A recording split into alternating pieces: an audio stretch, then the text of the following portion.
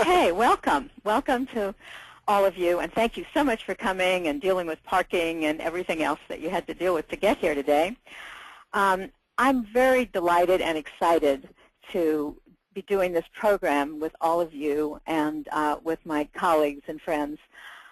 Jung in the Red Book talked a lot about the importance of the spirit of the depths, and I think we get very, sometimes as Jungians we get so involved in the spirit of the depths we forget about the spirit of the times, which is so incredibly important, particularly in our times. So on this day we're working really hard to connect the spirit of the depths and the spirit of the times. And Tom Singer, who's standing over there, has been a very important person in our institute because he keeps saying we need to pay attention to the times. And he's been organizing election-oriented presentations before the elections. This is going to be the 4th time we've done it, Tom, right? In the past, we've always had somebody from the electoral world out there, like Tom's friend Bill Bradley. But this time, we're doing it with our own colleagues and friends, and Rick Tarnas, who's really one of us, but who has been gracious enough to join us today. I want to also say that those of us in our immediate community, and maybe some of you, are in mourning these days for a very dear friend and colleague, Ludwig Sinek, and he died about a week and a half ago, is it? And he was a man who really embodied the connection between the spirit of the depths. He was a shaman, and the spirit of the times. I mean, he'd know what was going on in baseball and football and all the stuff going on in the collective and talk about it as enthusiastically as he talked about shamanistic experiences. So I'm looking for this beautiful picture of him. No, it's not in the Citizens. Okay. Here it is. There he is. There's Lou. So, Lou, I hope you're with us today. I know I feel your spirit all the time. So, the shape of the day, all of you have been given one of these handouts, thanks to Jessica. And thank you, Jessica, for all your work on this. And you'll see that each of our presentations will last about an hour. And during that hour, there will be time for questions. So, and not only from all of you, but some of us are also going to be fielding questions from the webinar. So one of the things we'll be doing is if you ask a question, we'll be repeating the question so that people on the webinar can hear it. We'll take a break at 11:15. We'll have an hour for lunch. There'll be some food here, and I hope some of you have brought lunches if you're hungry, because it won't really be time to go out to eat. There is a Whole Foods pretty close by if you are desperate. Okay. A few more details that are important. CEUs and evaluations will be put on people's chairs after my talk, so at the last break. So if you need continuing education credit, you'll have to fill out an evaluation, and I'll try to remember to remind you of that. We have a bathroom on every floor. So there's a bathroom on the very top floor, all the way down the hall. On the second floor, there's a bathroom. If you go into the library and wind your way around to the left, you'll find it. And in the basement, there's a bathroom if you wind down the steps all the way to your right. And here there's a bathroom if you wind around that way.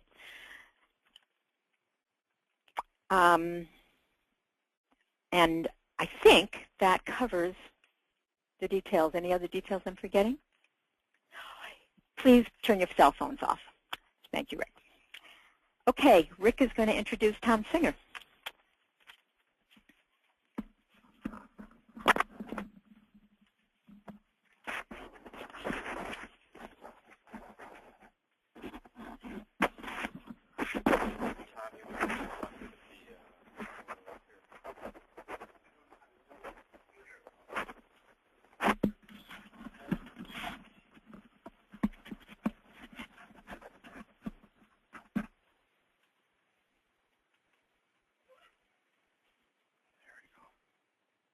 That's it.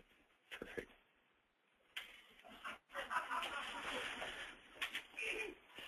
Okay. Setting the spirit for the day. Tom Singer, is a psychiatrist and a Jungian analyst in San Francisco that really needs no introduction to this community, and the fact that I'm introducing him is a paradox and an honor. I'll just say this about Tom. First of all, in terms of what he's been doing in the last few years, he has been bringing ARIS, the Archives for Research into archetypal symbolism, more into the world through the creation and development of a website.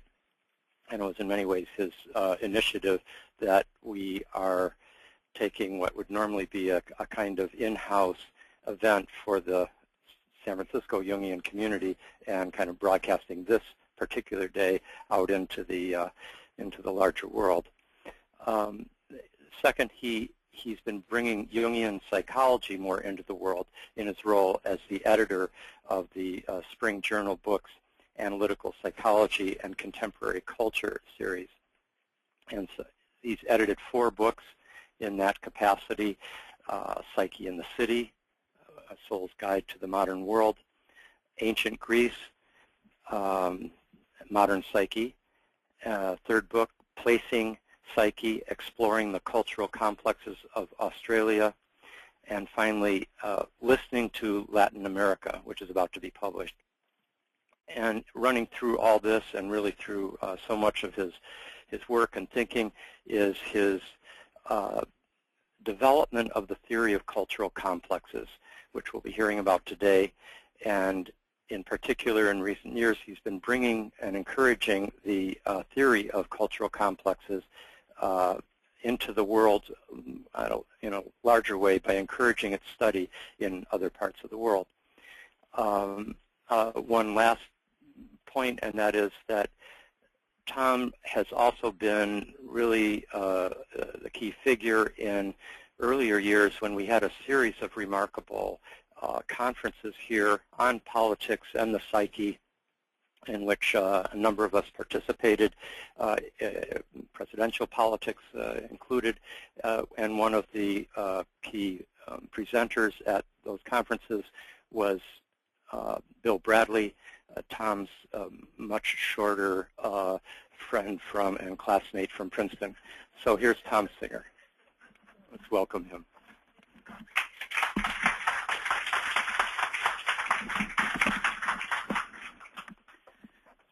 Thank you very much, Richard. Rick, we're calling Rick, and Richard, so that you don't get confused. For those of you listening on the webinar, there's a virtual bathroom on your computer. It's called Trash, in case you need to use the bathroom at some point. Digitally, not manually.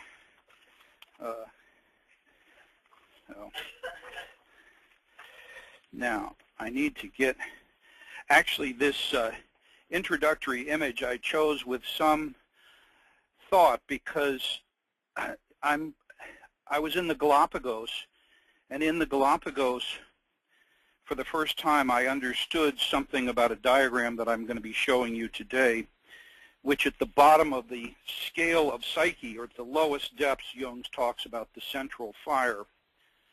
And when I was in the Galapagos, this was a volcanic island, and Darwin witnessed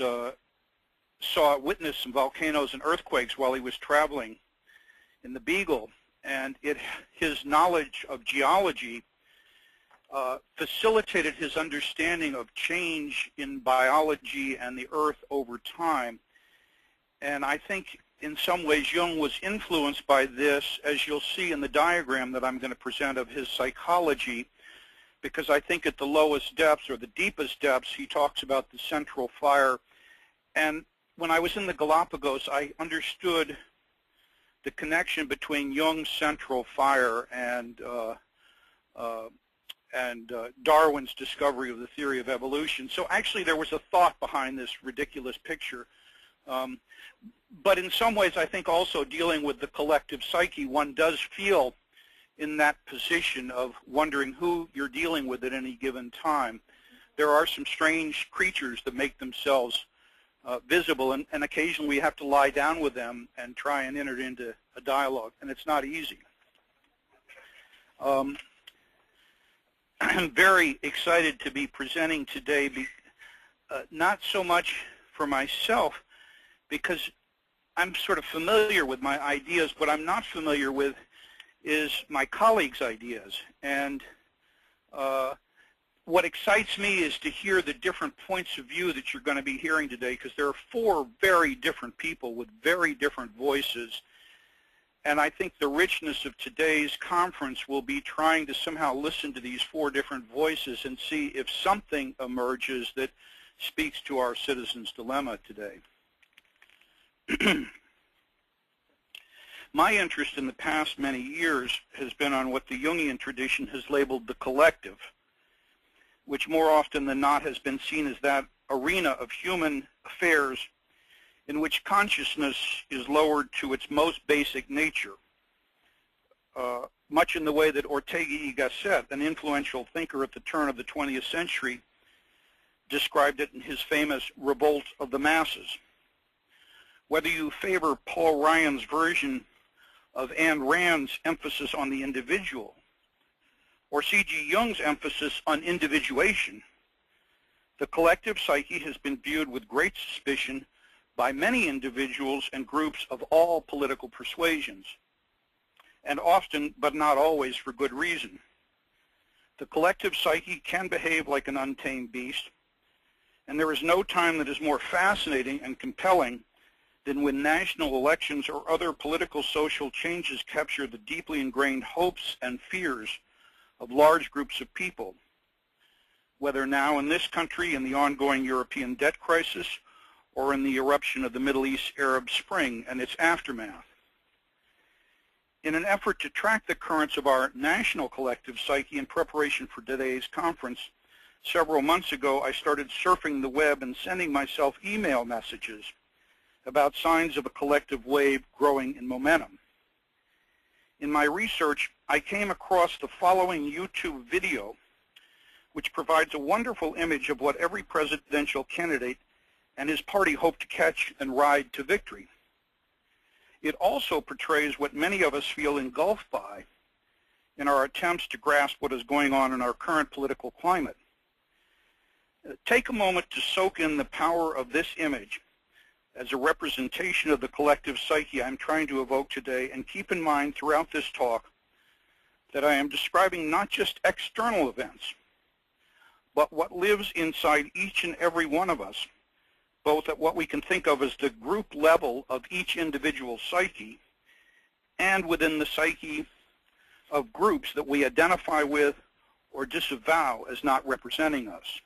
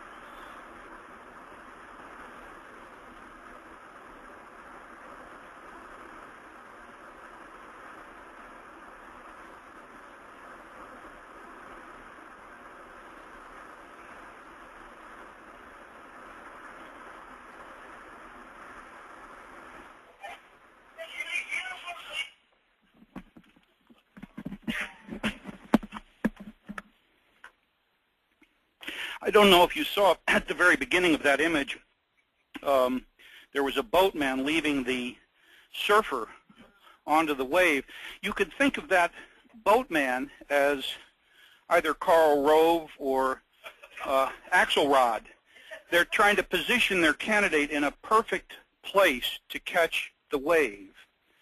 And you can think of the surfer as Obama or Romney, and they're trying to catch the wave, and then it getting really rough, and one doesn't know whether they're going to survive or not, and where this whole sort of drama is going to end up. But each position, each candidate is trying to most effectively tap into the powerful, often untapped waves of the collective psyche, and particularly its emotional undercurrents and what can be thought of as cultural complexes. Some of you may be like me. You get addicted to the surfing, whether it be about baseball or politics, and keep trying to figure out what is going on and who is going to win, because the whole exercise is built on the competitive mentality of winners and losers. At the beginning of my surfing during the Republican primaries in the winter of 2012, the waters of an emerging tide did not coalesce. Rather, for much of the spring, they behaved more like the so-called potato patch in the San Francisco Bay, which has been described as creepy, a minefield of shifting, throwing peaks extending from a couple of hundred yards offshore all the way to the horizon. During a giant swell in the potato patch, you will stare at nature in all its beautiful evil. Eventually, Romney prevailed in the Republican primaries, but hardly had he emerged as the nominee than the Democrats began to blanket him in a very successful negative campaign. They were so successful in branding Romney, even demonizing him, as a vain, elitist, sketchy candidate who got rich on outsourcing American jobs to China, paid no taxes, and had nothing but disdain for 47% of the American population, that even as little as a month ago, it looked as though a giant Obama wave would drown Romney. The first debate released Romney from the blanket that had been effectively thrown over him by the Democratic campaign, and he was able to undo much of the big wave momentum that the Obama campaign had generated.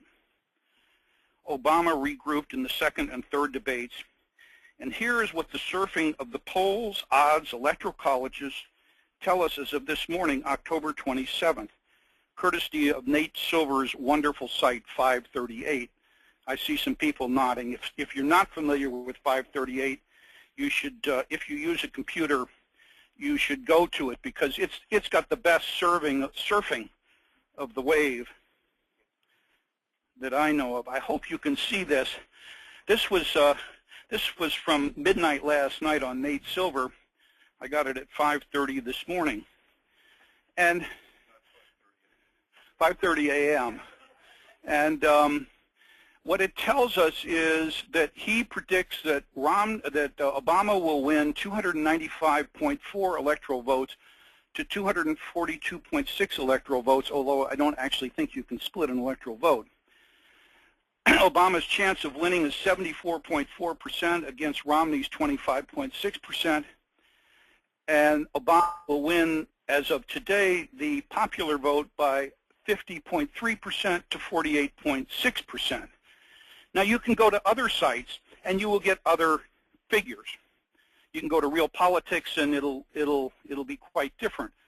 It wasn't until recently that I realized Real Politics was a conservative site.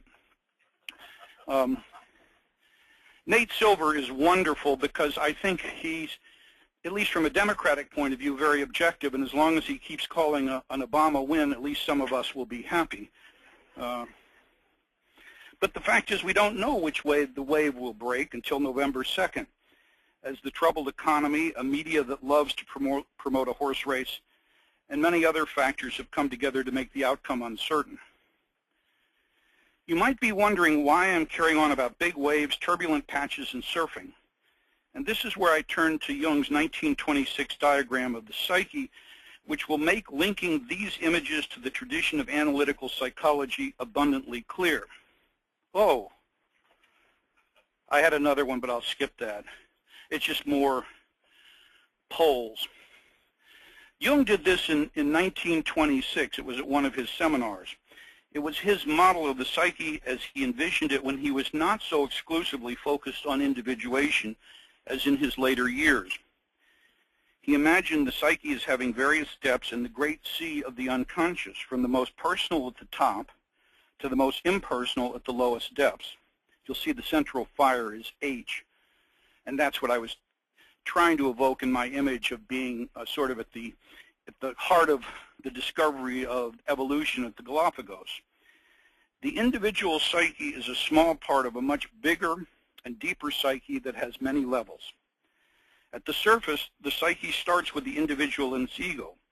From there, as one goes deeper and deeper, the psyche moves from the individual to family, to clans, to nations, to even larger groups such as Europeans or Asians, to primitive ancestors, to animal ancestors, to what Jung called the central fire, the force of life itself that energizes all of psyche.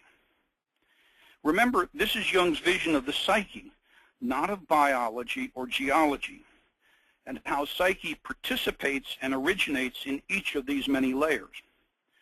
As Jung envisioned it, each one of us in this room and everyone participating by the webinar from many different places around the world has such a psyche with its levels descending to the origin of life itself.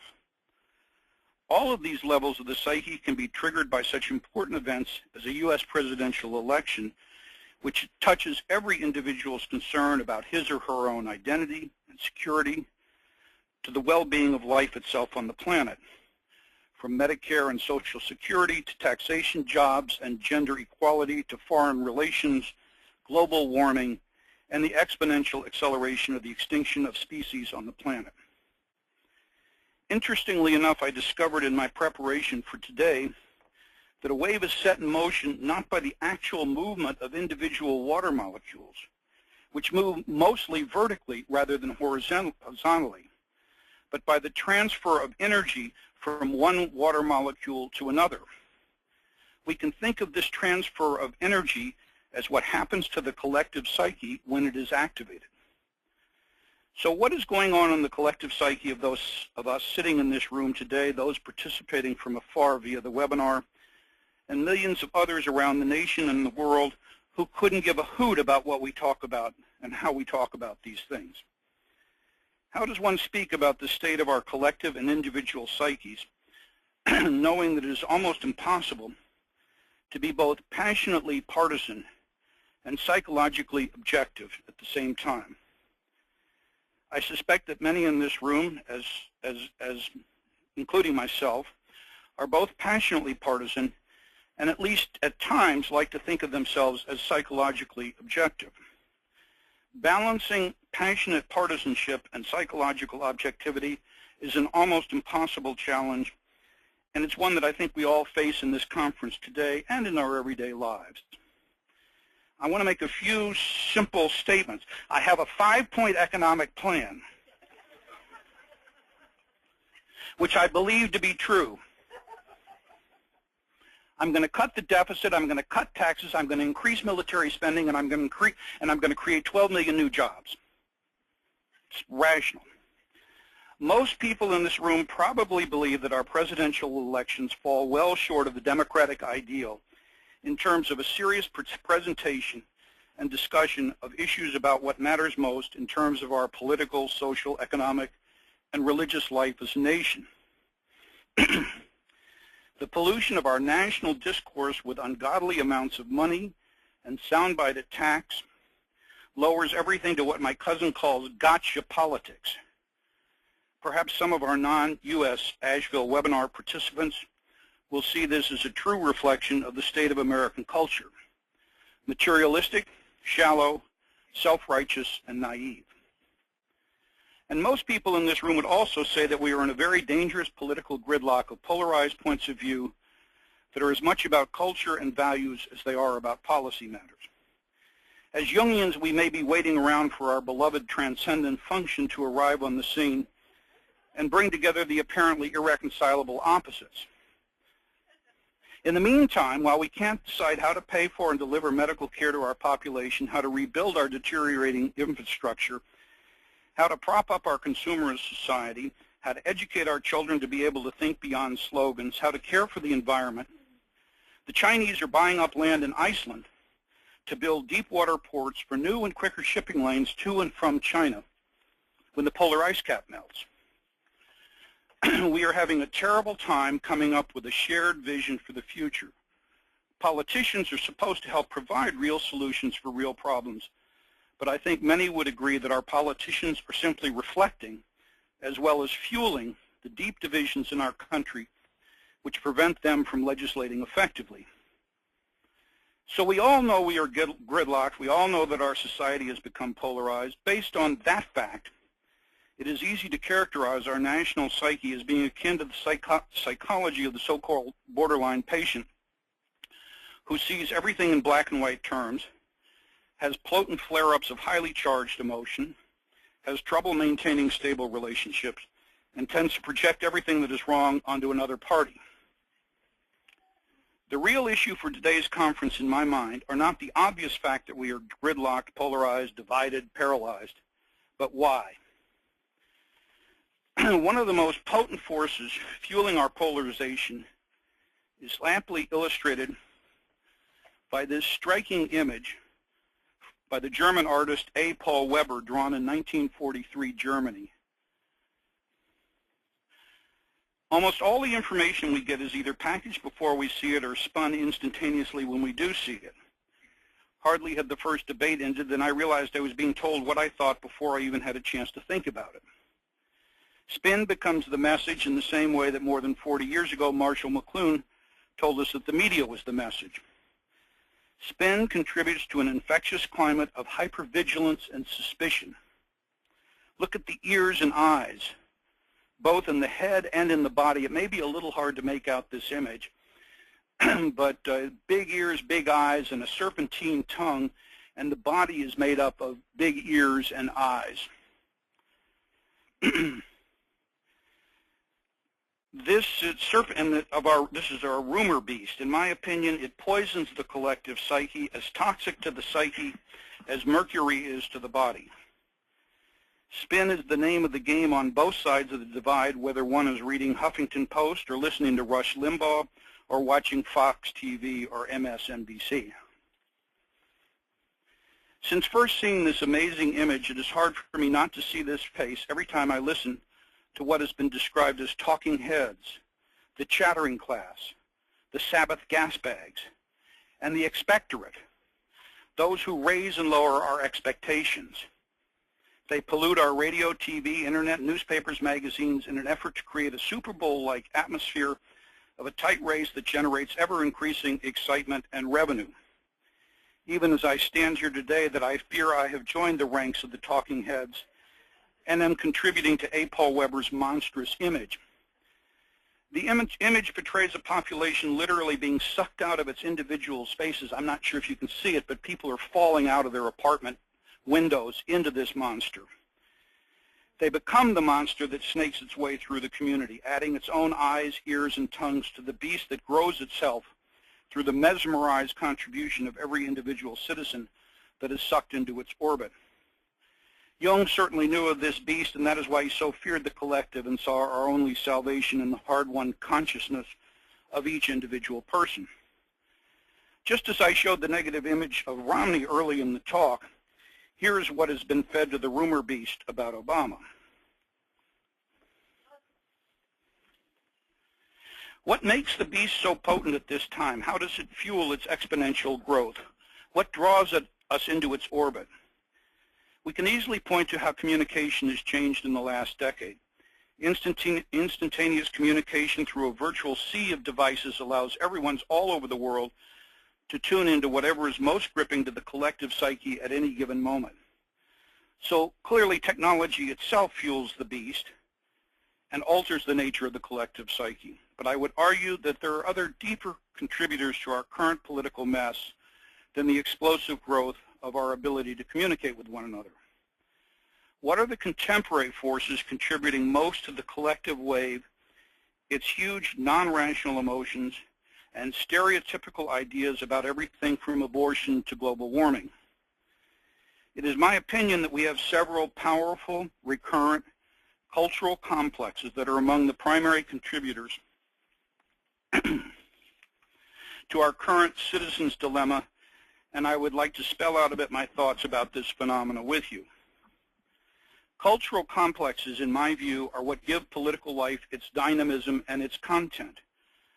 Both the energy and issues of political debate often spring from the autonomous, repetitive, highly charged emotional material of our core cultural complexes, which, like any other complex, have a memory of their own, a fixed set of opinions and behaviors of their own, and a tendency to collect current experience that validates their unchanging point of view. Political life is the natural social arena in which these cultural complexes play themselves out and through which we forge the American soul. Sadly, as in the political arena, as in other aspects of life, these complexes mostly seem to generate heat, division, and hatred. They are inflammatory and polarizing. They usually end in stalemate without finding any resolution, only to recur in the next election or the next generation. Sometimes they are ignored or kept unconscious for decades. Occasionally, they can be worked out slowly in engagement, compromise, reconciliation, and healing after generations of recurring battle. In short, they behave like complexes.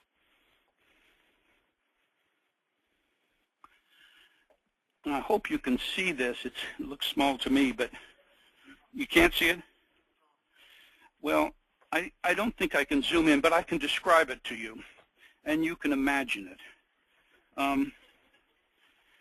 I made this diagram in 2008 based on a series of trigger words that all emerged in the national media on one day, April 14th, 2008, during the Democratic primaries, when Hillary Clinton and Barack Obama were engaged in a ferocious battle for their party's nomination. On that day, several prominent political figures, including Hillary Clinton, John McCain, Joe Lieberman, and the chairman of the Associated Press, all appearing in separate venues, were widely quoted, each calling Obama by a different but highly inflammatory pejorative name, which included he was called Osama. He was introduced as Osama at one event. He was called a boy at another event, which, as most of you know, is a synonym for a much nastier word, particularly in the South. He was called an elitist, and he was called a Marxist, all on one day. It all came up in the newspaper. So I've taken these words, boy, I can't even see it up here, Marxist, whatever that is. Well, he was a terrorist, yes, Osama. He was a boy, he was a terrorist, he was a Marxist, and he was elitist. Now, you might say that that's the shadow. This would come from the level of what we call the collective unconscious, where the archetypes live. These four trigger words activated a negative cultural complex, or a series of them, so that them became many of us in this room, because we were identified with this man who had fallen into the shadow, and we became not only them but not me. We became the others. The same thing can be said of those in this diagram. The hero is a capitalist, a patriot, a populist, and whatever that is. A white person, in this case it was a white working class person. This was a positive cultural complex. This was us. This was me. And so what I'm trying to demonstrate here is how at the archetypal level you can activate certain archetypes, the hero or the shadow. At the level of the cultural unconscious, where there are complexes about a series of social and racial and other factors, those complexes carry along the shadow, and then each individual or each group gets identified as one or the other. That's sort of a working model of what I have in mind. I wondered at the time if we had ever elected a president of the United States, as president of the United States, a black terrorist communist from Harvard. I mean, in other words, a highly charged set of emotions and attitudes centering around race, social class, economic theory, and terrorism were activated by powerful people using loaded words that tapped into cultural complexes in the way that Jung first described the complex in his word association test more than 100 years ago. As you look at this diagram, note that I have made implicit reference to Jung's 1926 diagram of the psyche by ordering the image in terms of various levels of depth in the sea of the unconscious. There is an archetypal level of hero and shadow in the collective unconscious. There is a level of cultural complexes signified by trigger words in the cultural unconscious. And all of these forces touch on the personal unconscious of individual complexes that lead people to see themselves as us or them. This is not to say that every political opinion is the result of a cultural complex. That would be really overstating the theory. But to note the power of cultural complexes in shaping political opinions. This whole psychic field is highly reversible, depending on which group one identifies with.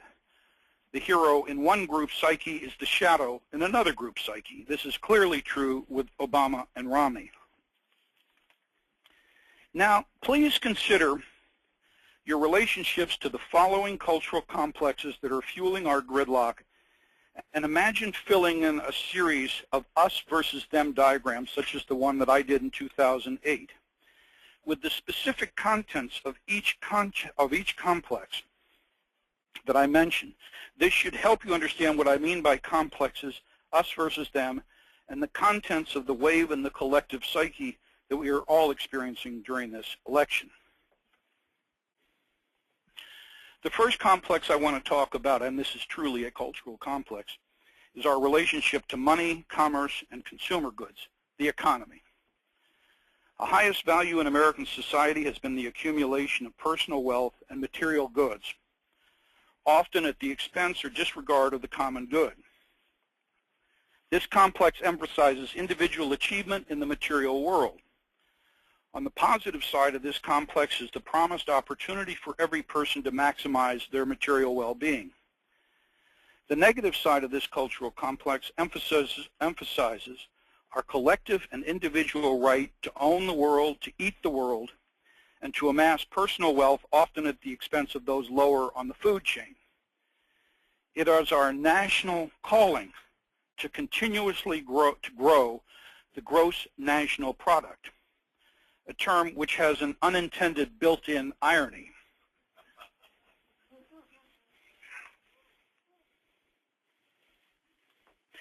In the name of participating in the American dream, consumerism has become most highly valued in our society. Remember that George Bush exhorted the American people to go shopping immediately after the 9/11 attack to keep our economy going and to bolster our national morale. Shopping is a patriotic act, and perhaps even more, as this image suggests, it is a religious act as well. The store's counter becomes a sacramental altar. We no longer subscribe to Descartes' famous dictum, I think, therefore I am. It has been replaced by, I consume, therefore I am.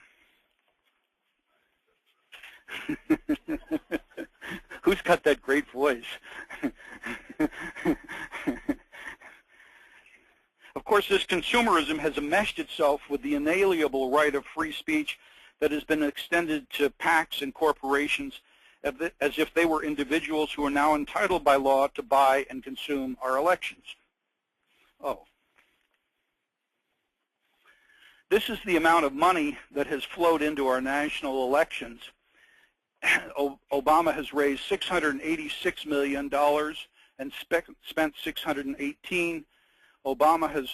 Romney has raised $632 million and has spent $530. That's as of October 1st. Has it? It depends on whether you go to 538 or real. Yeah. Richard Stein is commenting that it's actually over $2 billion today, according to the New York Times. It is no mystery that consumerism and the worship of money is now at the center of our presidential elections in the form of the ungodly sums of money flowing into the national binge of our political process. This flood of money is a massive contributor to the creation of the gigantic wave of our presidential election process. I think that Tony Jute, I don't know how many of you are familiar with him. He was a historian, a wonderful historian, primarily of post-World War II Europe and the United States, has made the most incisive critique of the current relationship between money and the state of our society in his brilliant Ill Fares the Land. He begins his lament with a quote from Oliver Goldsmith's The Deserted Village, written in 1770. Ill fares the land, to hastening ills is prey, where wealth accumulates and men decay. When Barack Obama and Mitt Romney focus on the economy and the plight of the middle class, to whom they are both directing their last-ditch election appeals, they do not make reference to Tony Judt, but Tony Judt has, in my mind, framed the central socio-economic political issue of our times. And he doesn't do it just in terms of the last 4 years. Rather, he cites a several decade breakdown of the unbroken social contract between labor, business, and government that emerged during the Great Depression and lasted for many decades after World War II. It was not that there was a complete absence of tension between business, labor, and government, but throughout the industrialized Western world, there was a shared vision that sought to guarantee security, stability, and fairness in which all citizens, could participate. The central premise of the contract was that everyone would progress together and participate in the fruits of the land. When that vision no longer informs our society and the inequality of income among the population grows greater, there are terrible consequences. And I have just a couple of examples from Tony Judt's book. And again, it may be hard for you to see, but what he's tracking here is the he's tracking income inequality in a country in relation to the homicide, in relation to the crime rate in a particular country. And what happens is, as the relationship, as there's a growing inequality between in income, there's an income disparity in the population, the rate of homicides go up in every country, and up here at the top is the United States.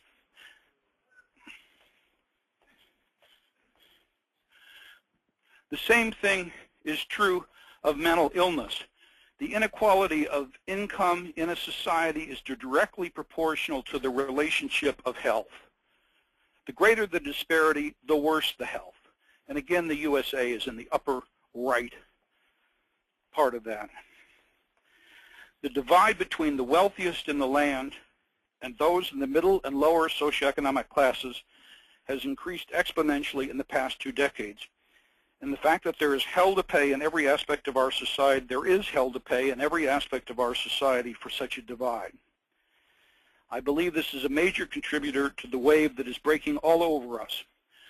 Whether one mythologizes the divide as occurring between the wealth of the 1% compared to the other 99%, or the 47% who are defined as dependent on the government, and the 53% who are viewed as more self-sufficient, the growing divide is real and is a symptom of the basic cultural complex about the role of money, consumerism, and the distribution of wealth that has come to define our American culture.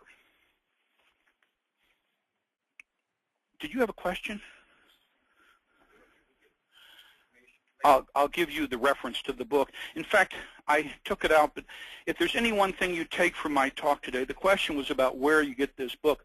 It's Tony Judt's Ill Fares the Land, and it's a wonderful, wonderful, short, terrific book. Yes?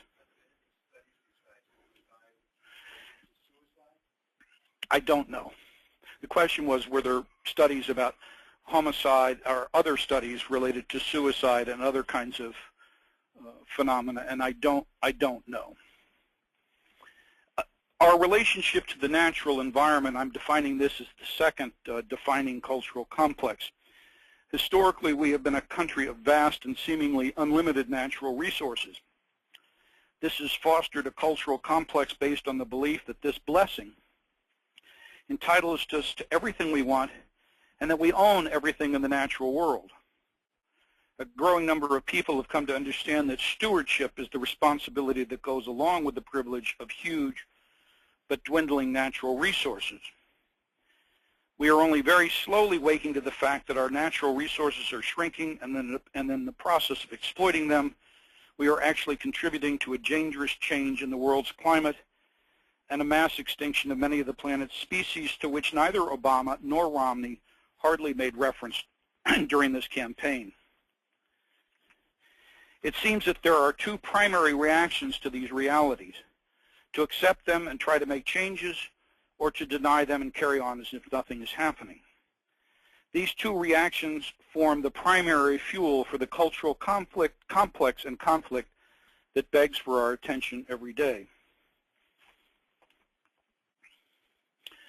This third area of complexes, if you will, cultural complexes, refers to our relationship as individuals to the human community, including family life, social life, and the life cycle from conception to death, from abortion to euthanasia. This is a painting by Carmen Garza. This country was built on the belief in the inalienable rights and freedom of the individual as much as it was on utopian communalism. A core American cultural complex spins out of the unending dynamic tension between the myth of the self-sufficient individual in opposition to the welfare of the family and community as a whole and its responsibilities to the individual. The good of the whole, be it family or nation and all of its members, is endlessly challenged by the rights of the individual. This cultural complex is ubiquitous in our political debate and makes itself known in all sorts of issues that range from the right to bear arms, taxation, national health care policy, or how to regulate large corporations and provide for Social Security, just to name a few.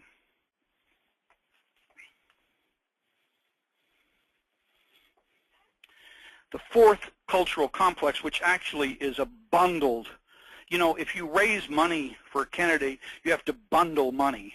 If you're giving a presentation on cultural complexes, you have to bundle the complexes because you don't have enough time to say everything you'd like to. So I'm bundling several cultural complexes here. Our relationship to race, gender, and the spiritual realm, and forgive me if I've shortchanged any of them, but I did it for a reason.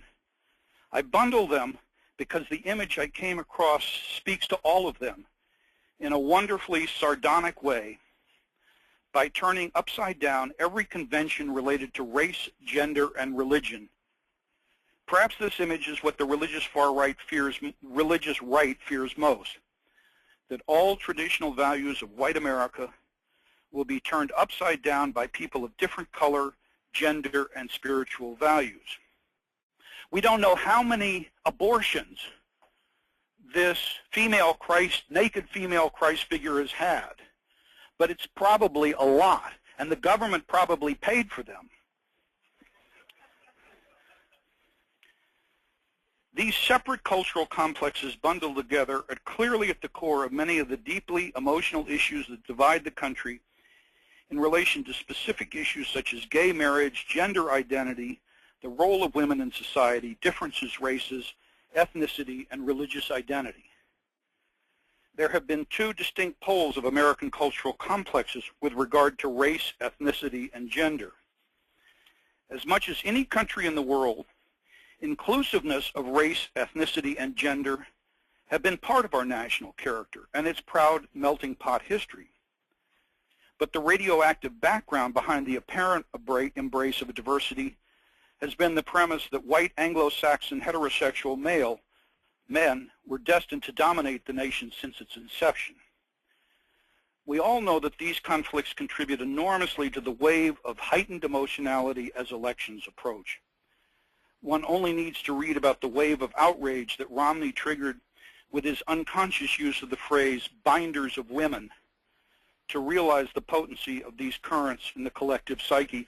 The binders of women phrase, on NPR they have a social media critic who immediately after the debate reports on what the social media reflects.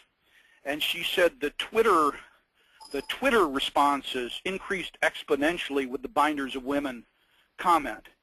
Well, that's a cultural complex, if you will, that you say something and bang, you get this tremendous immediate emotional response among a large group of people filled with emotion, outrage, because it touches on something so powerful about the relations in our society between men and women.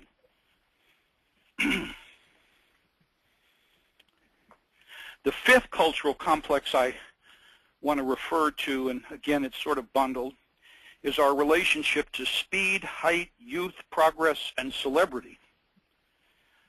As the new land, America has always been identified with what is new. A new land, a new people, new ideas, faster, higher, younger, ever progressing, ever renewing itself. The wedding of celebrity, charisma, and ingenuity are forever the hope of the American dream and American politics. The new land gave substance to the belief in our nation's unique destiny poignantly portrayed in Ohm Gass' American Progress from 1872. This wonderful illustration shows a symbolic anima image of the American soul identified with progress. She, the American soul as progress, floats westward at the core of a national cultural complex of entitlement, exceptionalism, and the American dream.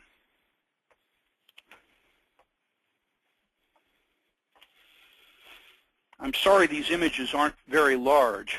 This is called archetypal defenses of the group spirit. This is something that Diane Sherwood and her husband drew for an article that I wrote in the Library Journal several years ago, in which I put forth the idea of archetypal defenses of the group spirit as a particular kind of cultural complex. And this refers to our relationship to the world beyond our national boundaries. I see this image as being at the heart of the Great Divide, not just between us and Islam, but between us and them at home. In this image, we could substitute Obama and Romney for Bush and Osama bin Laden in terms of the mutual suspicion that each group, Democrat and Republican, hold for one another, represented by two serpents in there. It's hard to see. Two serpents coiled in defensive preparedness for attack. We haven't gone to war with one another, but I deeply believe that we've become dangerously stalemated without hope because archetypal defenses of the group spirit have been mobilized among Democrats and Republicans alike, each seeing the other group as the enemy of what is best in and for America. Each group sees itself as defending the core values of who we are as a people. That's really important. Each group sees itself as defending what's most important about us as a people. I call this the group spirit. You could also call it the group self. When it feels under attack, it will do anything to defend itself. Fortunately, each group has not begun sending out literal assassins to attack the other, but at a symbolic level, that is the function of attack ads, to portray the other side as dangerous, destructive, even monstrous killers of what we value most as a country. I believe these attacks are based on a tremendous fear in the American collective psyche of decline, decay, and annihilation. In the image I have on now, this fear is represented at the top by the atomic bomb or other literal murderous attacks of one group on another. I think all American citizens are aware that our traditional way of life is under serious attack by all sorts of forces, economic, social, political, spiritual. And each side sees itself as representing our best chances at survival, with the other point of view as representing the quickest way to decline, decay, and annihilation. It is as simple and awful as that. In each of the broad areas that I have characterized as cultural complexes represented with images from American culture, a set of specific issues take center stage at any given time in the political life of our country. In the great crucible of our core cultural complexes entering political life, the American soul gets forged and crucified, made, remade, unmade, made again, over and over again. These autonomous psychological, and they are psychological, clusters of memory, affect, and repetitive historical behavior sees our collective psyche in an endless round of racial strife, economic striving, gender warfare, an unending worship of technology, progress, speed, height, information, youth, innocence, and moral simplicity, heroic achievement, and insatiable consumerism that seems addictive to all. That's all the words I could put in that sentence.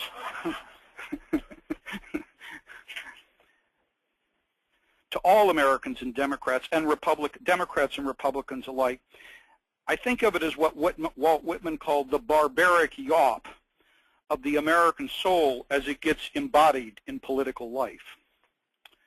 So I want to end.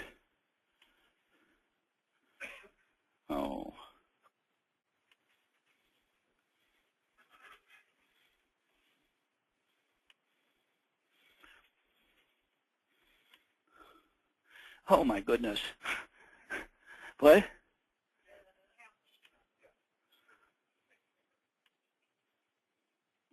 I want to. I'm trying to get one image again. Here we go. So I want to end where I began in terms of images. I just threw a whole lot at you. I mean, I threw 10 years of what I've been thinking about at you and tried to define it in terms of a wave and what the collective psyche is and how we feel it now. And I want you to see it one more time.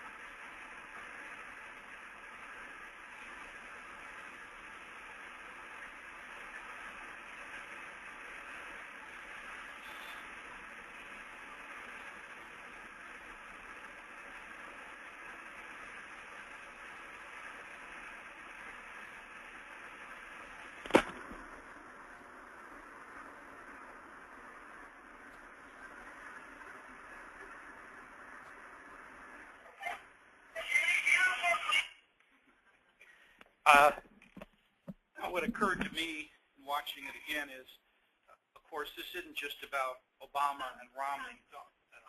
Oh, thank you so much.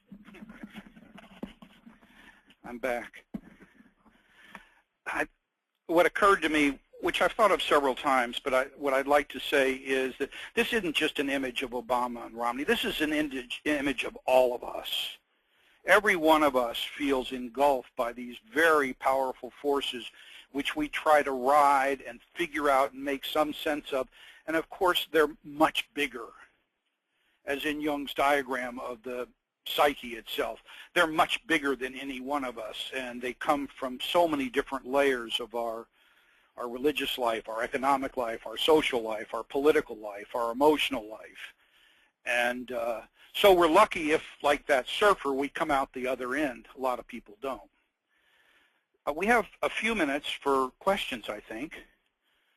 Yes.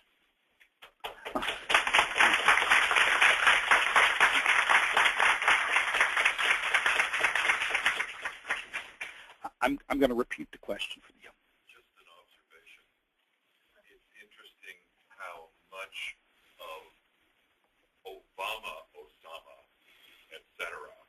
has become the great evil bugaboo of our times. How successful they've been in creating a meme of Obama as a bad man. This gentleman with a really beautiful voice has commented how successful the Republicans or the right wing have been at demonizing Obama as sort of another incarnation of the great Satan. And that's, of course, very true. It's kind of unbelievable. And it's hard to imagine how Obama as an individual tolerates that onslaught. I must add, because I actually agree with you, but in the name of psychological objectivity, I was very impressed with how quickly the Democrats were after Romney's nomination at blanketing him. And actually, they just about, if Obama had made a stronger appearance perhaps in debate, when I've thought of this in two ways.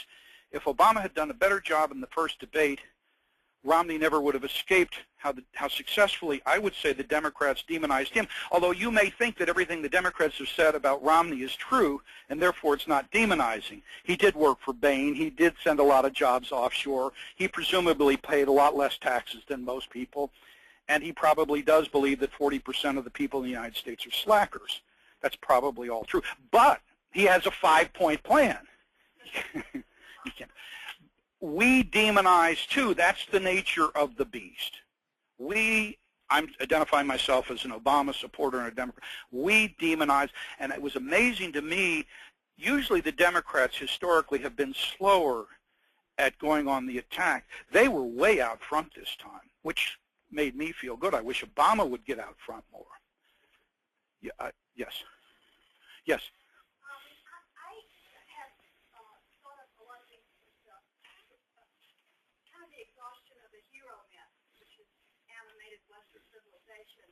And for me, the image of the failure of the hero myth to work anymore was the O.J. car chase, which millions of people around the world, in this country, were watching. Even my mother didn't even but and that image that was seen to the retinas of so many people in this country. You saw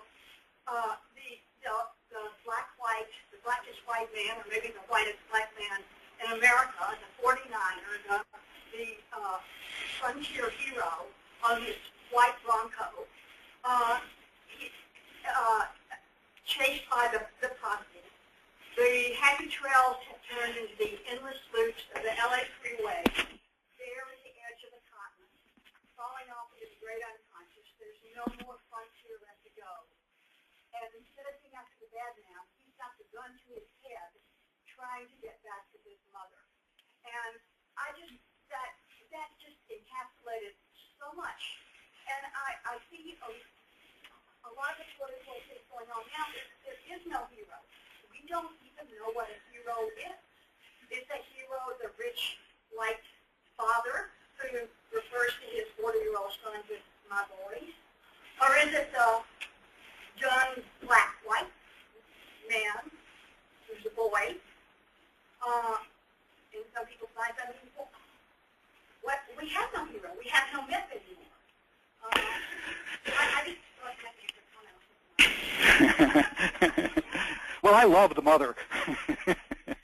There was a very interesting comment about how the death of the American hero in our collective psyche, as symbolized by this most peculiar O.J. Simpson horrific saga of a black-white man who seemed to be a hero who ended up perhaps being a killer and chased down on the edge of the western continent, which is now all freeways, and that we have no hero myth. We don't know who our heroes are, and we're terribly confused.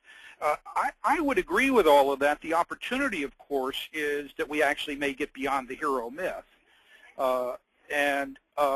Actually, that's something, and we did a book called The Vision Thing a decade ago, and Bill Bradley spoke about the hero myth, and we spoke about how we were hopefully entering a post-heroic mythological stage as a country, that in our, Murray Stein has talked about middle age as a country, we may get over our hero myth.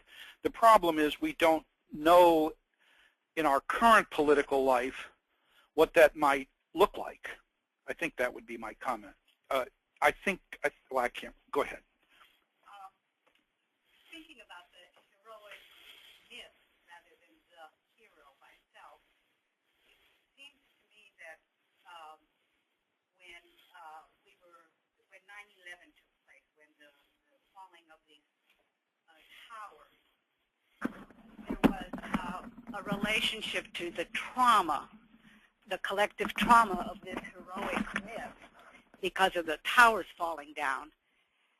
that then resurrected the defenses. And one of the things that we were going to do was rebuild and build better. And just last week when I was in New York, the Freedom Tower, now just one, is rising higher than the other. And guess what? It also employs as many people as were killed, so that the stimulus monies have resurrected to rebuild America. And what I'm thinking is that the collapse of the economy in 2008, 2009 was also another example of the heroic, the inflated myth that we could just grow without any foundation, also coming down. But then we rush in again to repair, to, as you pointed out, to find our way of, going on.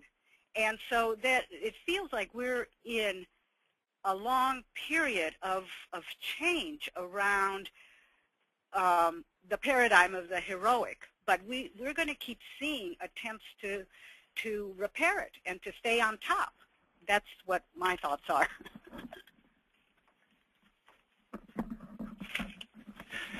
Sometimes when I'm most cynical, I think that Osama bin Laden actually set up a trust fund for his kids in the security business. And the purpose of the bombing was to create a colossal industry of homeland security. And because actually he created a booming economy, not a booming economy, but a booming industry, which anytime you go to the airport, you see how many people are employed. That's sort of when I get really sardonic and cynical. But I was hoping in the collapse of 2008, of course, I'm speaking from a very privileged position. I know where food is coming from tomorrow and the day after, and I know that my house is going to be there. So when I make the comment I'm going to make, there are a lot of people who have suffered enormously that would take deep offense at what I'm going to say.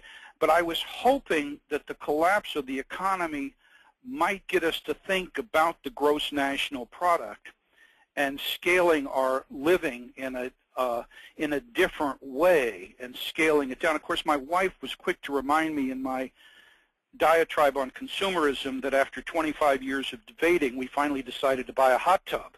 So, we are consumers, but our consumerism is consuming us and the planet, and we have made no correction on that because the economy booms when consumers have confidence. It's as simple as that. I think I'm going to have to maybe we have one. Can I respond to one question from our webinar, because we have invited them to participate, and I'll just do this. The question is, haven't the core values of the groups become highly mythologized? For instance, most of those representing the Christian right know very little about the history of Christianity, the Bible, or the teachings of Christ. It seems these beliefs are simply tribal trappings with no meaning other than identifying membership in the group. That's a very strong statement. I do think sometimes we devalue how important it is, particularly in the Jungian tradition, of how important it is to belong to a group. We put so much emphasis on individuation. And in fact, if you look at Jung's diagram of the psyche, belonging to a group is a huge part of our psyche, belonging to our family, to the clan, to the nation, to the mammalian species, to life itself. So one needs to think of those sort of core Christian right values as somehow affirming group identity, which goes all the way from feelings about abortion, which is the nature of life itself, to our values as people. So in a way, I would agree with this comment, but group identity and tribal identity is often at the center of a lot of these things. I'm going to stop now because we want to move along.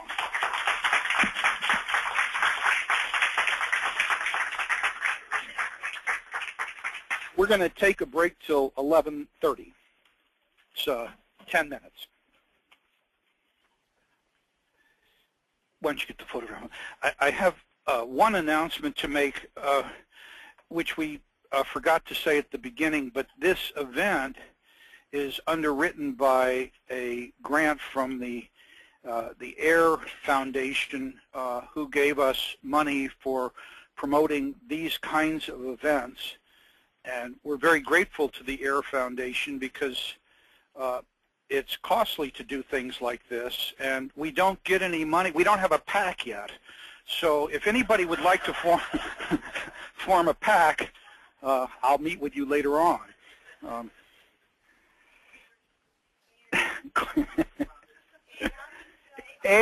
A-Y-R-E. Oh, A-Y-E-R, excuse me. A-Y-E-R. The Air Foundation, the Air Fund. Well, I have the real honor to introduce my colleague and also a good friend who shares the office right next to me. And the first thing you'll know is that we're quite different from one another. And Richard quite wisely put some music on between our talks in order to create some sense of quiet space after my presentation. I don't blame him. Richard is a psychiatrist and Jungian analyst who's been in private practice in San Francisco for 35 years, and he's taught for years. He's really one of our most gifted and prolific teachers. He teaches all the time on all different sorts of subjects, and he follows both his intuition and what he's interested in, and he reads voraciously, and then he presents, and he has a very loyal group of people who come to a lot of events that he does. He probably teaches more than any individual at our institute. Over the last many years, he's been studying the parallels and differences between Jung and Sri Aurobindo. As a young man, he spent time in India, and so he's always had a foot in two cultures, as many of us in our tradition have. And that interest in Jung and Sri Aurobindo has been expanded by explorations into shamanism, Sufism, and the Kabbalah. He's worked for many years on the Extended Education Committee, which produces these programs, and has produced some wonderful programs through Extended Education, including our Depth Psychology and Spiritual Practice Conference, which was one of the more successful conferences we've ever done. His talk will, in a sense, take off from the realm of cultural complexes that I described by exploring something of the spiritual and historical roots that, in a sense, go to a deeper and certainly more introverted level of the psyche as Jung understood it. And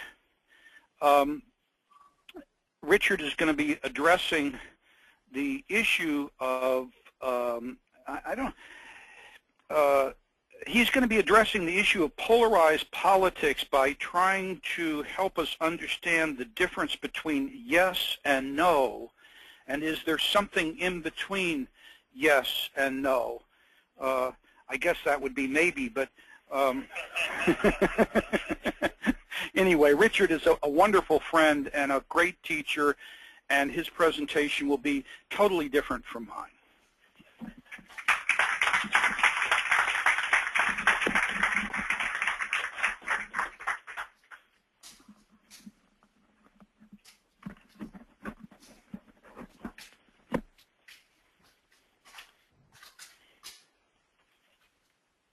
Well, thank you, Tom. It is going to be very different than what Tom did. Although I can't resist saying a little bit about politics, even though a lot of what I'm going to be talking about is in terms of the inner life and the soul. The collapse of the Soviet Union brought not only big changes economically, and can you hear in the back? Is that better? How's that? Okay. It not only brought huge changes in the military and economic balance of the world, but I think there was a the mutual assured destruction and the polarization of the Cold War created a situation in which the shadow was very easily identified. The Russians knew it was us, and it was capitalism, and we knew it was them and communism. And what's happened since the collapse of the Soviet Union, and this took a while in Eastern Europe, was the tearing apart of people who had a unified enemy. People had to reclaim the shadow which had been projected. And one of the ironies of it is that the former Soviet Union now is incorporating some of the worst of capitalism. They struggle with mafia and gangs and billionaires and all the things that they had projected as shadow on us. And I think part of what's gone on in the American political arena since then is we have been gradually facing our own shadow. And even the fact that Obama's being accused of being a socialist, which obviously he's not, is sort of code for communist. and so we're fighting our own internal war that we used to be fighting externally with them. And I think we're going to be living with that for quite a time to come because it was so enormous. And I think the other issue that comes with that is that the West, out of its Greek culture and its Judeo-Christian spiritual tradition, has put a high value on the individual, which is actually what I'm going to be talking about today. And our enemy was originally atheistic communism, which denied the individual in face of a collective communal state. Also, the fascists carried some of that shadow. But what we've done since then is found a new enemy, and that enemy is Islam. And I want to talk a little towards the end about the role of the individual as it's perceived in the Christian West versus the Islamic Middle East, at least in the doctrinal traditions. So I hope I can get to that. Let me get back to where I should be on the screen. Okay. Well, can you hear me now? Oh, yes, absolutely. All right. It's weird because you're saying yes and he's saying yes. And I was going to talk about yes and no. I'll try and get to the yes and the no in a bit. One of the things, by the way, I want to thank Tom for his kind introduction and my colleagues for the work it's taken for us to all pull this together. And it is a pretty disparate group. It occurred to me I'm the lone introvert. You don't think, Naomi? You are? Oh, well, you had me fooled, Naomi. Naomi does a lot of teaching here also. But there was one of the founders of the Institute is a wonderful man, now deceased, Joe Henderson, who wrote a book about cultural attitudes. And he delineated 4 classical attitudes to culture. And as I was preparing for this, I realized that inadvertently we sort of found ourselves representing these 4 attitudes. And as you've heard so wonderfully from Tom, the social or political attitude, I'm going to be representing the religious attitude. And I think Naomi would agree that her poetry comes from the aesthetic attitude. And Richard Tarnas, with his deep roots in philosophy, will be speaking about the time moment we're in, but I think it's fair to say he represents the philosophic attitude. So I think you're getting quite a potpourri, and hopefully we'll all coalesce at some point in terms of these 4 different voices. Now, one of the things that occurred to me in preparing for this is that this election, like every other election for the rest of our lives, is going to be shadowed by the question of human survival. It's the real issue that's not being talked about. The planet, certainly the biosphere, is at risk. Our armaments put us at risk. Our economic systems put us at risk. Nobody's talking about the population having reached 7 billion and what we're going to do with that. And that, of course, feeds the disparity between the wealthy and the poor. So I think what we face is, in a sense, a question of annihilation, and it provokes very, very deep anxieties in all of us. And I want to address those anxieties from an inner individual psychological point of view, but also from a spiritual point of view. When my daughter was in high school, she told me that some of her friends seemed to take the political and environmental situation quite seriously, and they seemed depressed and anxious. And a lot of the other kids seemed to ignore it and go to the parties and have fun. And she was saying, what do I do with that? And I said, well, as a citizen, your responsibility is to know what's going on politically and economically, and think about your own future and the family. But in terms of coping with the stress of that knowledge, you need a spiritual life. So I, in part, want to dedicate my talk to her and to her asking me that question, because I think what I want to talk about today, how do we defend and protect our own soul, our own inner life, and how do we see the world of the soul in the outer collective situation?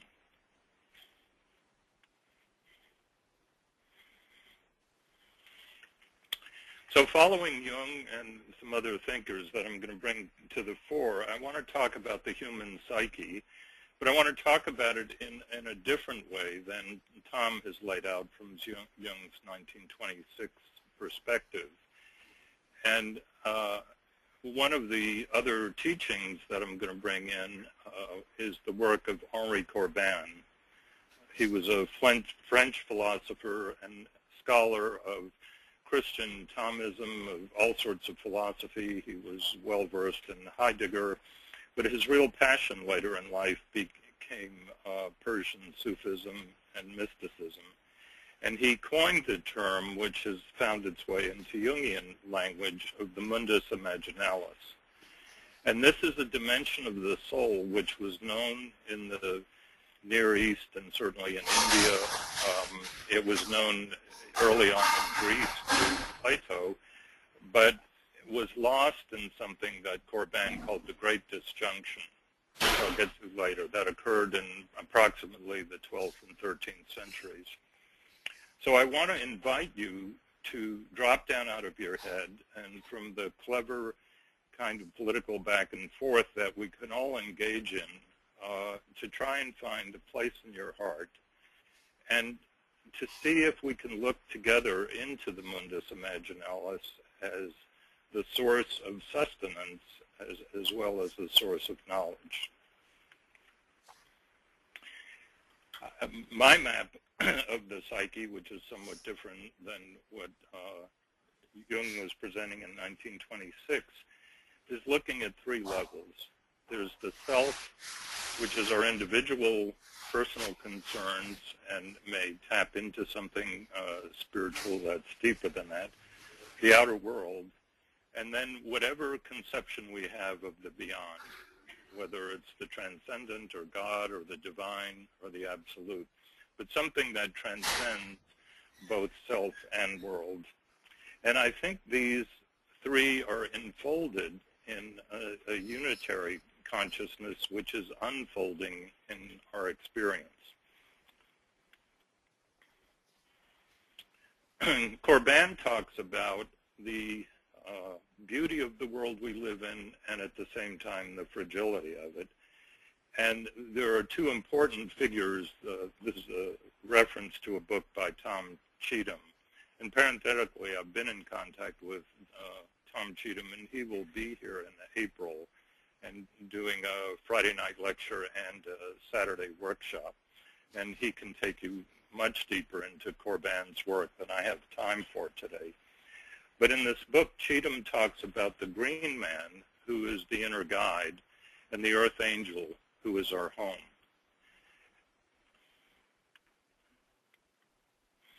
Jung warns us late in his life, and we'll get to more of this interview later, that the world hangs by a thread and that thread is the psyche of man. It puts an enormous responsibility on us to look into our own soul and into our own shadow. And he also tells us, and this is from very late in his life also, he wrote this in Mysterium Conjunctionis, he said, in the face of huge numbers, every thought of individuality pales, for statistics obliterate everything else. Yet the real carrier of life is the individual. So, whatever the 538 poll said this morning is not you. And if you take that on emotionally and psychologically as part of you, you lose something in yourself. It's important to know about it, but it's not you. The three main figures I want to talk about in terms of how an individual can experience and benefit from political extremism are Jung representing the West, Sri Aurobindo representing an Eastern perspective, and finally a figure you may not know as well, Ibn Arabi, who is from the Middle East. Actually, he was from Spain originally, but settled in Persia and Turkey. And we'll learn about Ibn Arabi primarily through the work of Henri Corbin. All three of these people faced difficult circumstances politically. Sri Aurobindo was on trial for his life. Jung was fearful he might lose his mind. And Ibn Arabi lived at a time when mystics could be beheaded. So here's an image of Henri Corbin with Jung at the Eranos conference. I'd be curious, how many of you have heard of Corbin and are interested in? Well, that's heartening. I'm glad to know. And we'll be talking a little bit about their respective approaches to individuation, because there are a lot of similarities and there are some important differences. You like that, huh? That's thanks to my son. So I want to jump right into this inner guide and ask you to sort of close your eyes and listen for a moment and see if you can take this as your own experience. There is an angel watching over you. It is unique, one of a kind, yours alone. Although it might be more accurate to say that you belong to it. It is a being of light, and you are a spark of its light, a photon of its light. You spend your life seeking this angel, finding it, being guided by it, becoming one with it. You are never alone.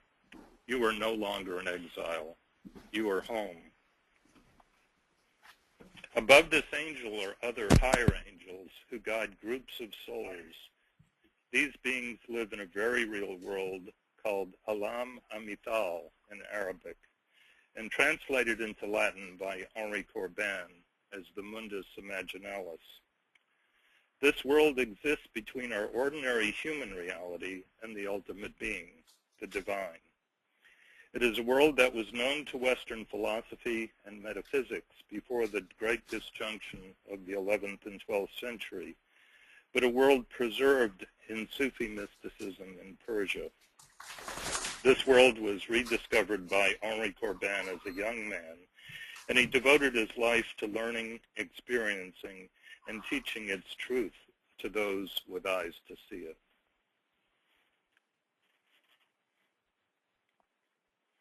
Now, for Corbin, the person is the first and final reality. He says the person can neither be reduced nor explained, but if the person is to be amplified, he is to be raised to his celestial counterpart, his partner in heaven. And this mystic theology is very individual, and I think you can see how it has elements in common with Christian mysticism and with Kabbalistic teachings, and for the very same reasons, the doctrinal powers that be, who Corbin and called them in Islam the doctors of the law, they very much wanted to repress this. And at the same time, there were repression of heretics going on in Europe for Christian heresies, the same thing was going on in the Middle East in Islam. This is a picture, a painting of the philosopher Suravarti with his mystic guide.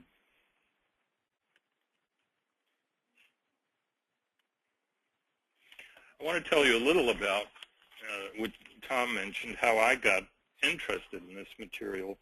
In the early 70s, I went to Pondicherry, India, and spent several months in the ashram there. And along with beginning my study of Sri Aurobindo, I discovered that the library had Jung's collected works, and I began reading Jung, mostly in relation to dreams I was having. I learned of the story of Sri Aurobindo prior to his spiritual elevation. He was known as Aurobindo Ghosh. And he was the first leader of the independence movement in India who called for a complete separation from the British Empire. The early Congress Party was just asking for negotiations and partial autonomy. But he was a very radical leader, at one time considered the most dangerous man in India by the British. So he was arrested in 1907, spent a year in the Alipur jail on trial for his life, and eventually acquitted. But he had been involved in a very active, very nationalistic political movement, and he was suddenly alone in solitary confinement in a very crude cell under very harsh conditions. And he said that his brain had become a prison to him, that his thoughts wouldn't cease. They tormented him. When he tried to meditate, it was impossible. And over time, this settled down, and he was able to get through the torment of it. And what happened was a visitation by the Hindu god, Lord Krishna. And his blanket, his rough blanket, became Krishna. The bars of his cell became Krishna. The tree, a straggly tree out in the courtyard, was Krishna. And even when he was led into the courtroom and the proceedings were going on, he said, I looked at the prosecuting counsel, and it was Krishna who was there. So he was embraced by the Indian god of love, who was also a god of warfare, which is an interesting combination. He emerged from this time in prison, acquitted by the British, and he later thanked the justice of British law, even though he got off on a detail, and moved to Pondicherry in the south of India, where he spent the remaining years of his life. And on his release, there was a huge crowd that expected to hear great things from him about the political movement in India and what had happened while he was in prison. And he had nothing to say. His mind was completely blank. But an inner voice told him, I will speak through you. And what he said was a famous speech called the Uttapara speech, in which he said that it was an inner fact, he had seen it, that India would be freed from the British, and his work had now become to liberate humanity from the bonds of ignorance. And interestingly, India's independence was achieved on August 15th, 1947, which was his 75th birthday.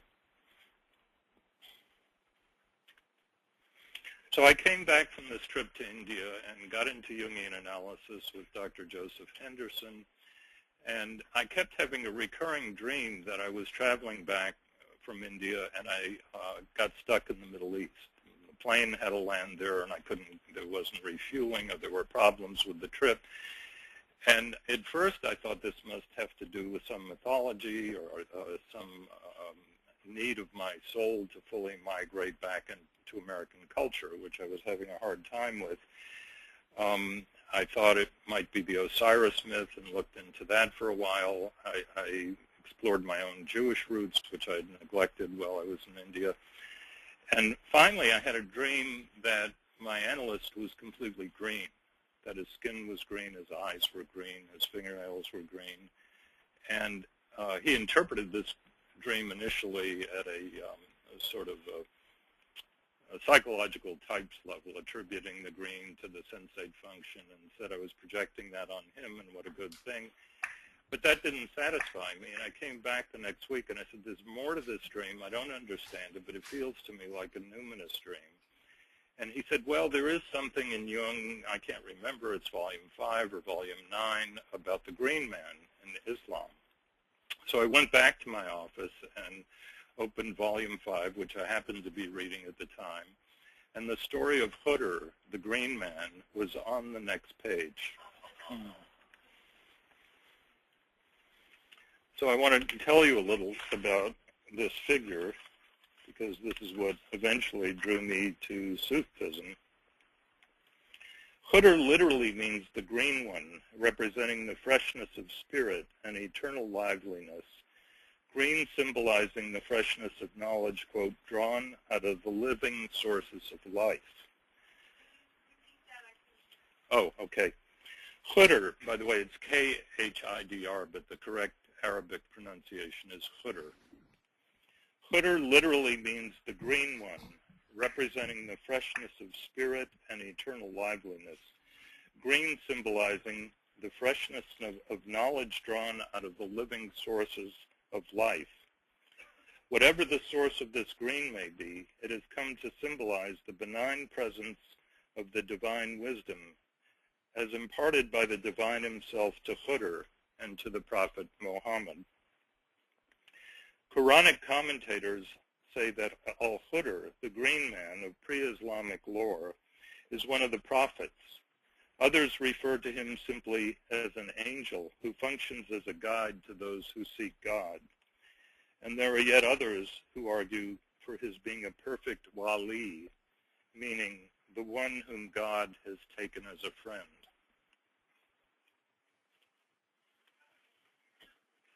Now, the story that I discovered in Jung comes from the 18th surah of the Quran.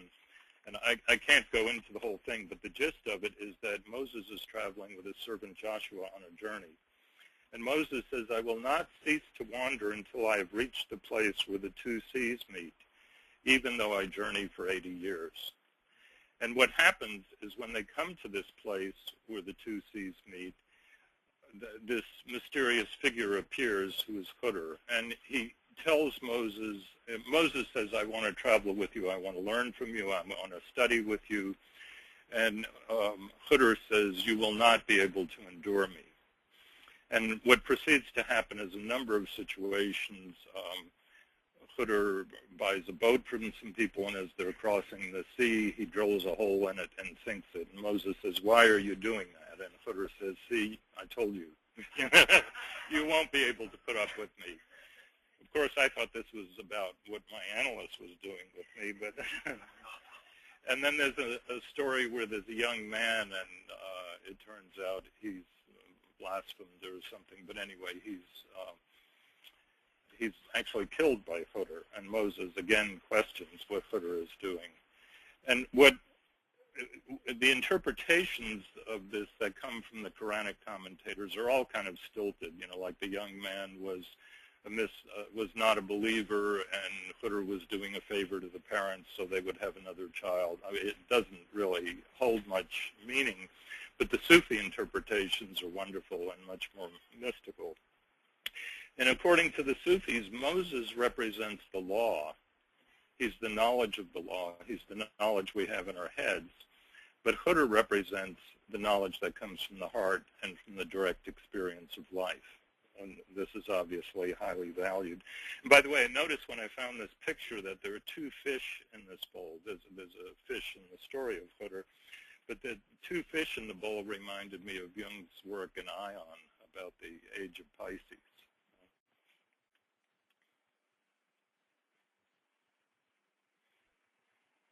So I want to turn from the Middle East to my own analytic training and what I encountered in reading Volume 5, which in the early chapters, Jung describes that there are two kinds of thinking. And this is really the paradigm split that led to his break with Freud, that there was rational linear thought, which is mathematical thinking and logical thinking, and there's mythopoetic thought, which occurs much more in the heart. And Jung had an intimation of this, and it was certainly something he had been in touch with as a young man, but through his medical training and his years in psychoanalysis, he had identified much more with the logical form of thinking. And when he wrote The Symbols of Transformation, he recognized, and he says it in his autobiography, that the very last chapter, the sacrifice, would lead to the sacrifice of his relationship with Freud. What I don't think he realized was it was the sacrifice of his status as a scientist. And he was always looking over his shoulder at the Freudians after that for a long time, saying, look, see, I am a scientist, and see, I'm not a mystic. But I think he had delved into this other level, this what he later called the collective unconscious, what Corbin is referring to as the mundus imaginalis, which was not only neglected, when we come to the Red Book, which is where we now have access to the direct record of what he went through. Jung was not only someone who had neglected his own inner life during those years with Freud, but he was every man. He was the Western man who had neglected this realm of the unconscious for decades and centuries. So I think it was huge what Jung had to face. And one of the things that we learned from Corbin about this realm of the psyche is that it has a spiritual pole to it, and it also has a very demonic pole. And if you neglect it and are unconscious of it, the demonic pole takes over. And when you turn your attention to it and the ego submits to the unconscious, what you encounter first is very dark and destructive. And that's certainly what happened to Jung. And it may be part of what's happening to our culture now, that we're finally being forced to take up this dimension of consciousness that's been so neglected, which, according to Corbin, has been neglected since the 12th century in the West, and find our way back to something spiritual and something that's embodied soul.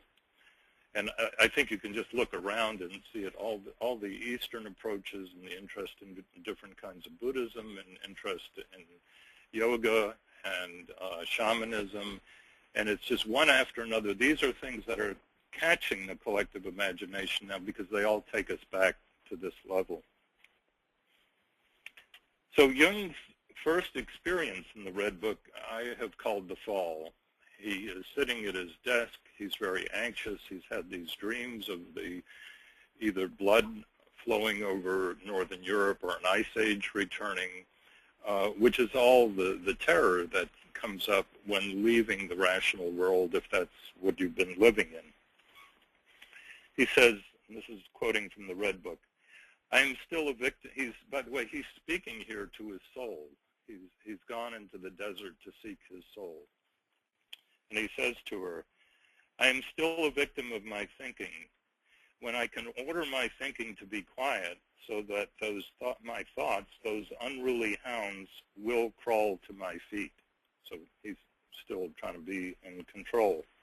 He hasn't really suffered the death of the hero yet.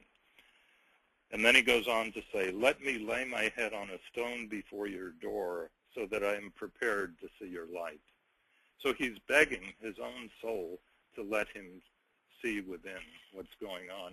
And I think this image of the soul, which comes to Jung and it evolves over the course of the Red Book, really could be looked at in the light of Corbin's material as what I was talking about in terms of Hutter. Now, what points me even more in that direction is his next encounter. He meets the prophet Elijah. I lay in a dark depth. An old man stood before me. He looked like one of the old prophets. A black serpent lay at his feet. A beautiful maiden steps out the door. There are images of Eve, the tree, and the serpent. This encounter with Elijah is then followed by a dream in which Jung meets for the first time the figure of Philemon, who's really an evolution of Elijah. He says there was a blue sky like the sea.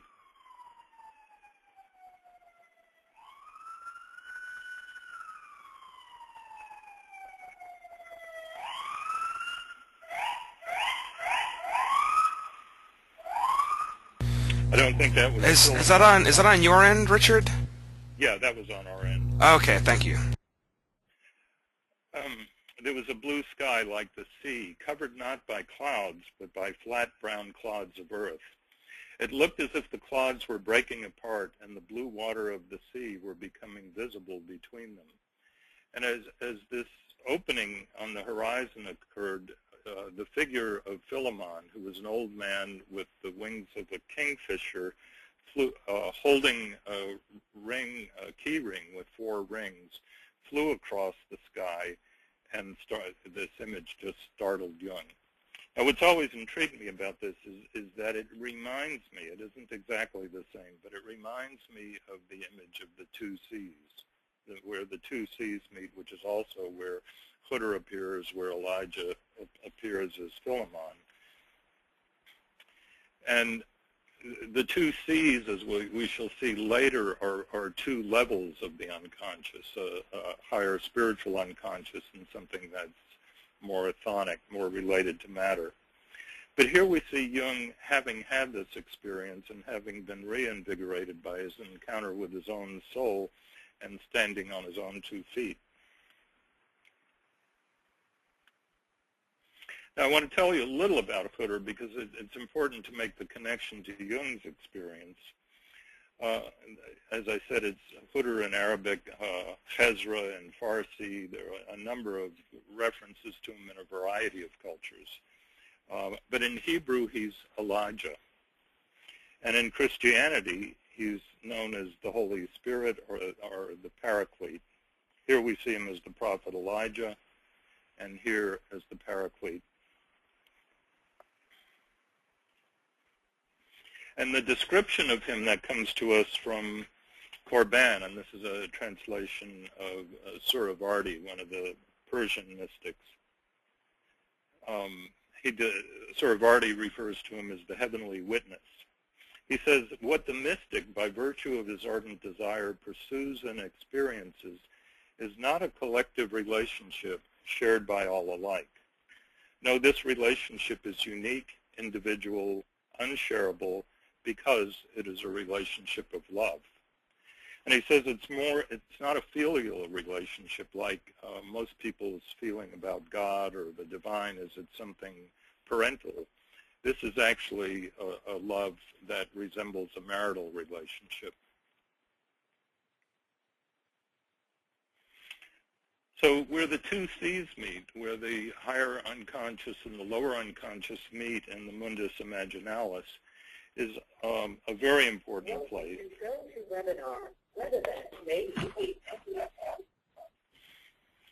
One could say it's where the relative and the absolute meet, where the deep and the radiance come together, where the unconscious and the superconscious meet, as well as the spiritual and the mundane. And it is also the place at which Hutter emerges, the man of light.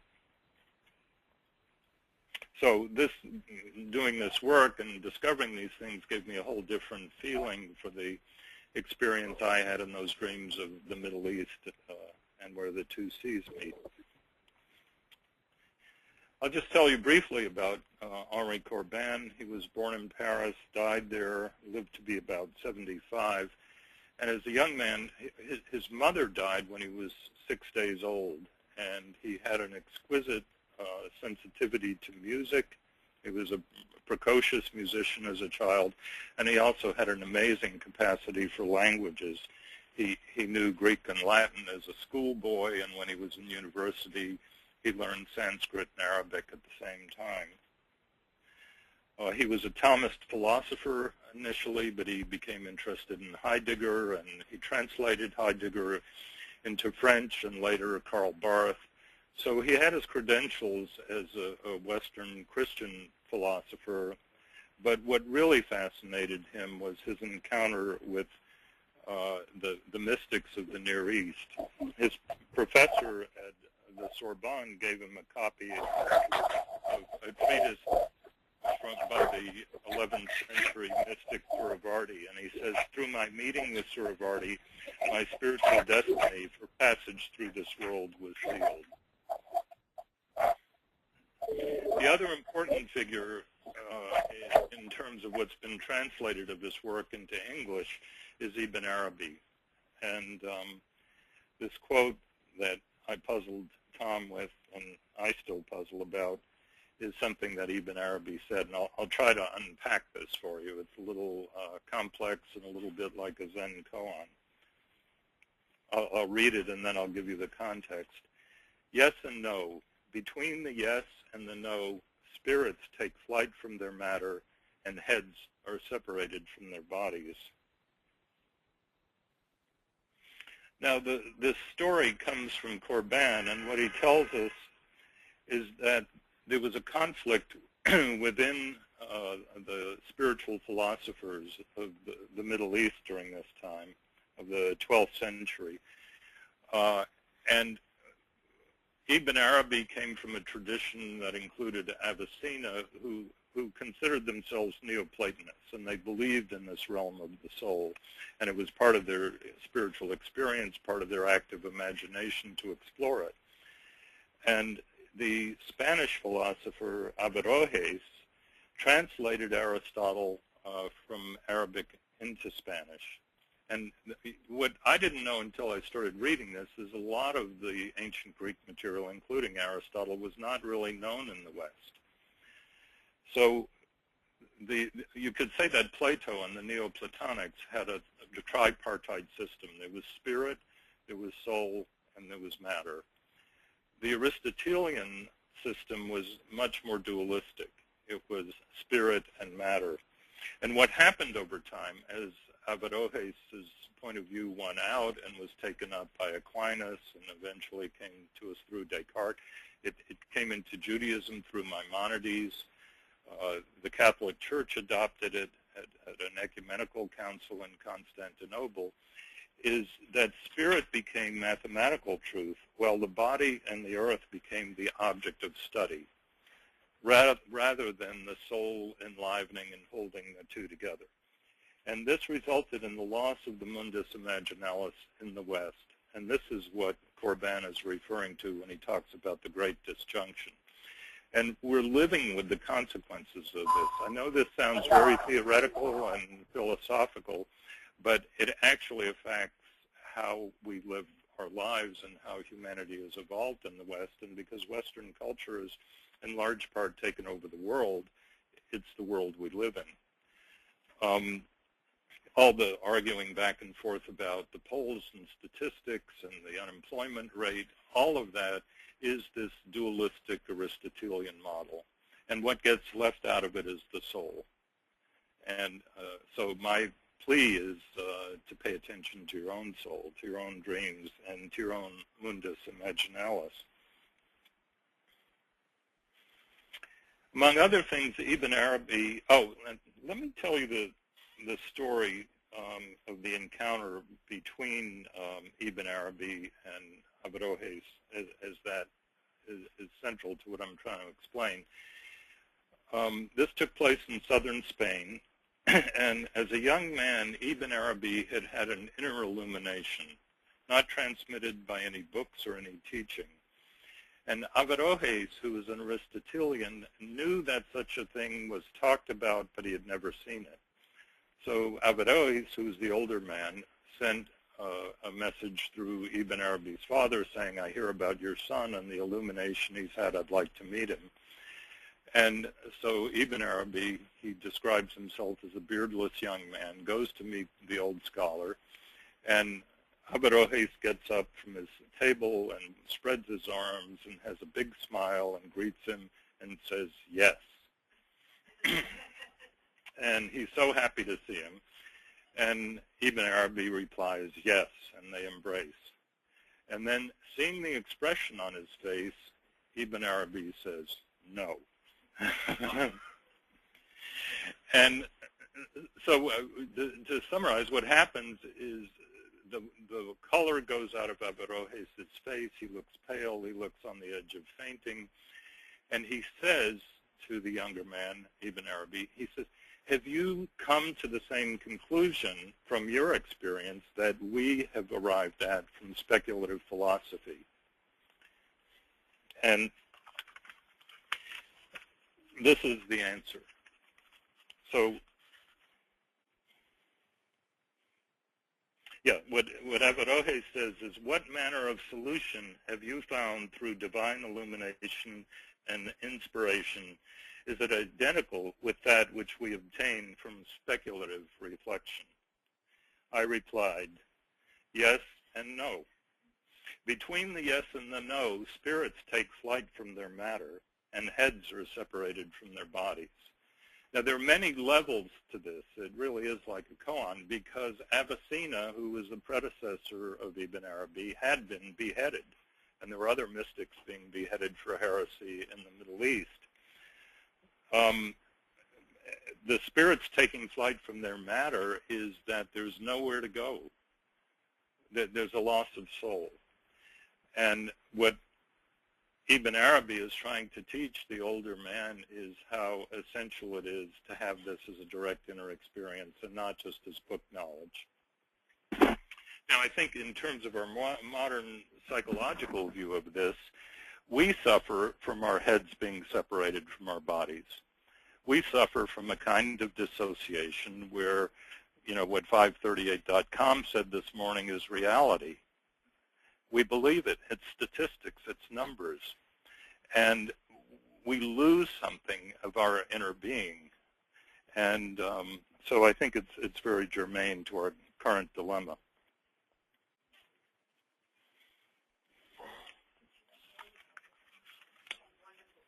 Oh, how are we doing?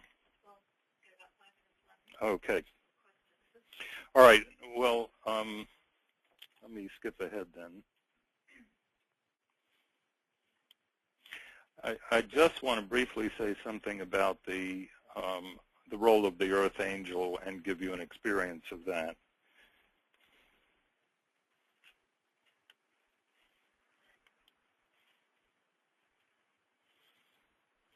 From this perspective, from the modern rational perspective, the Earth is a material object which we can use for our own ends, but from the perspective of soul, it's a living being. And Corban had an experience as a young man which he called the theology of the lakeside, in which he says he was visited by this angel, the Earth Angel, and he said, it is robed in the green of dusk, of silence and of truth. Then there is in you the sweetness that is present in surrender. So he's talking about a very eco-psychological, spiritual attitude towards the earth that's quite different than the plundering of it. Now, I don't have time to play all of this, but this is a series of stills that are put into a video format from the International Space Station showing us the earth as we normally don't see it.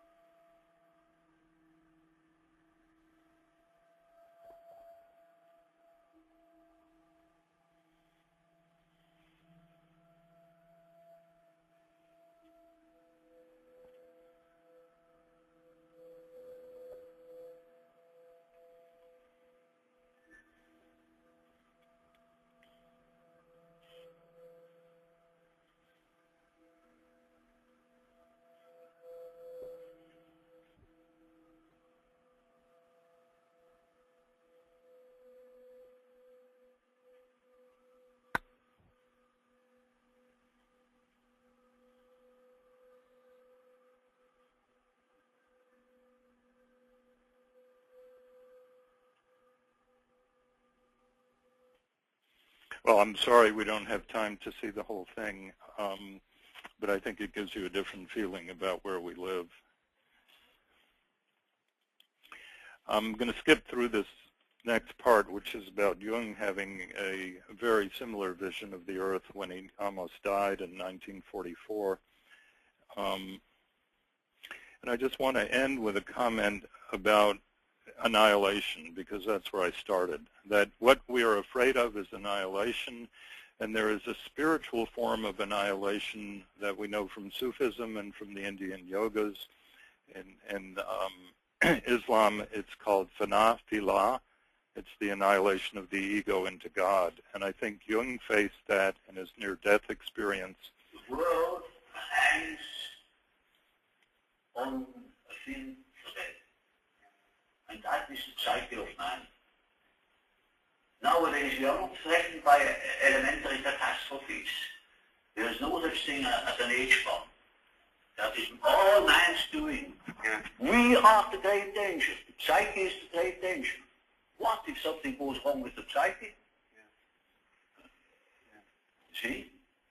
And so you see, it is demonstrated to us in our days what the power of psyche is of man. How important it is to know something about it, but we know nothing about it. Nobody would give credit to the idea that the psychical processes of the ordinary man have any importance whatever. One thinks, oh, he has just what he has in his head. It is all from his surroundings, his thoughts, such a thing, beliefs, such a thing. And particularly if he's well housed and well fed, then he has no idea of the whole. That's the greatest thing.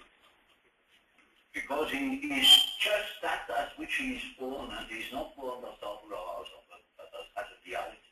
Yeah.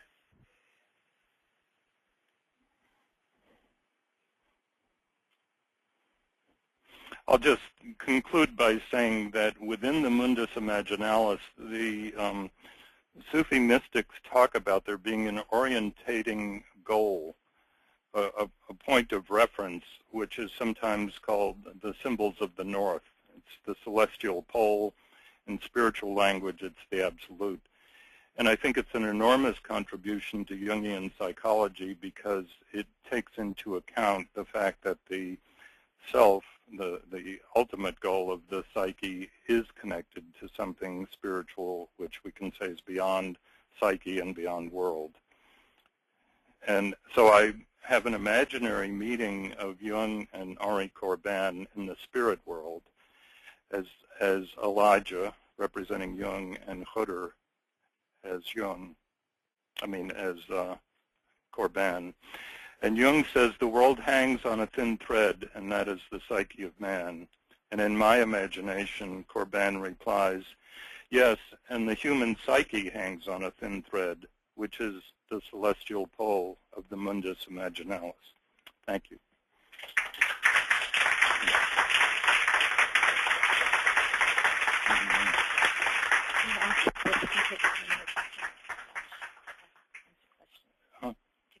Okay, all right.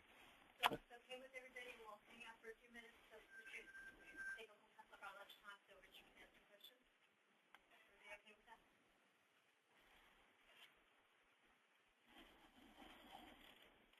Yes.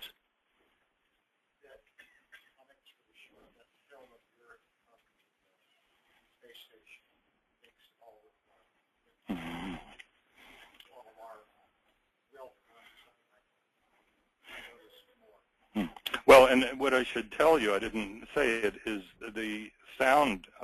My son is a tech person, and he was able to strip the sound off the Voyager 2 magnetic field recording of the Earth. And the sound you're hearing is actually the Earth's magnetic field transposed into music. And it sounds like electronic music, but it's actually the Earth's magnetic field. Mm-hmm.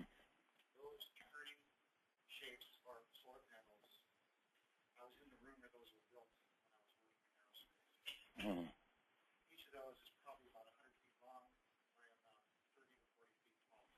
They're not small. Wow. Thank you.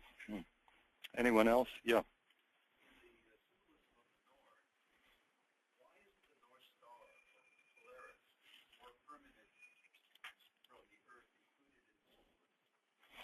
I don't know. There are so many symbols of it that it.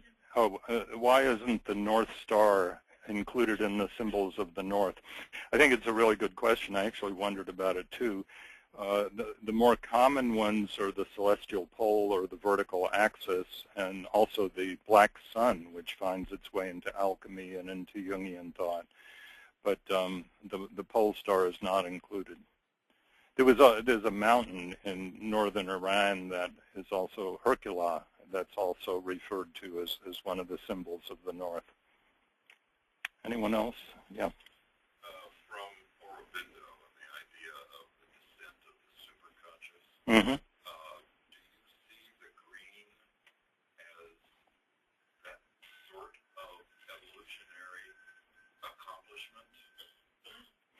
The question is whether or not, from the perspective of Aurobindo and the superconscious, whether I see the green as a reflection of that. I don't think it specifically is. I associate a gold light, a sort of reddish gold light, more with the energy that he's talking about, but I think he wouldn't argue with it. I'll speak for him. Yeah. Anyone else? Tom. It just occurred to me, when you think about Jung's earlier idea of central fire, and in relation to the green man, in the sense that it's all about the source of life itself, do you see a connection? Well, I hadn't until you asked. The question is the central fire in Jung. That was an early idea of his, and it seems to me very right to associate it with the light, because the Sufi mystics have scales of light. There are degrees of revelation that are associated. Different lights are associated with the different prophets and a lineage of prophets. And the highest light is, there's a black that we associate with the shadow that's very dark and destructive. It's called Ahriman. But there's also a black that is the numinous void, or the luminous void, where the black and the light come together. And I think Jung's reaching for something early in his career there that he developed much more towards the end of Mysterium Conjunctionis. But Jung's focus is primarily within the psyche, and the mystics are reaching to something they consider beyond the psyche. Yeah.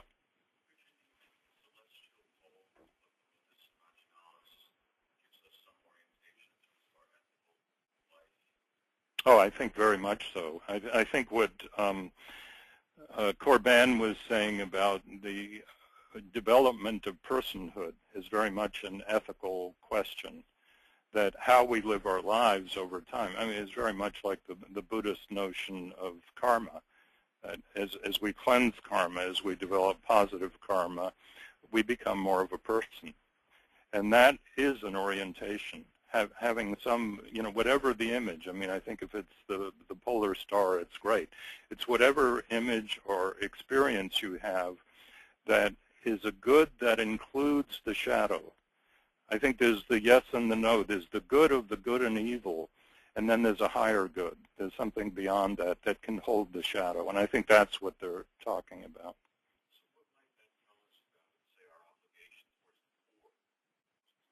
A lot. Yeah. The question is, what would it tell us about our obligation towards the poor? I think it tells us that if we live in a world where we're heart-centered and we have concern for other people, that's, in the Jewish language, it would be a mitzvah. It's a good deed which improves your own karma as well as giving to the other. And, one of the things that's so tragic about the current debate is there's no mention of that at all. It's all about, whether the middle class can now be dismissed or should be kept. But nobody's talking about the poor. Yeah. Mm-hmm. Would you make a comment about alone to be alone?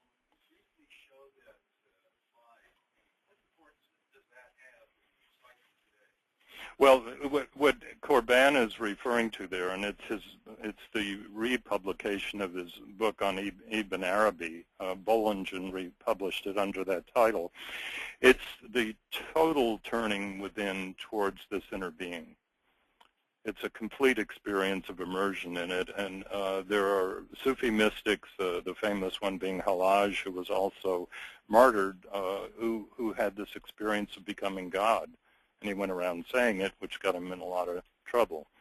But I think to have those experiences and to hold them in a symbolic way, which we have a modern consciousness that we can do, is very crucial. Yeah, Suzanne?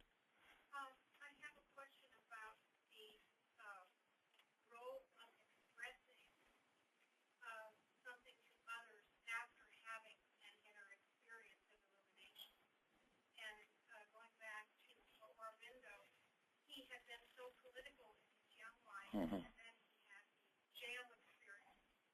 And then when he came out, he went to Pondicherry, and he began much more of a meditative life.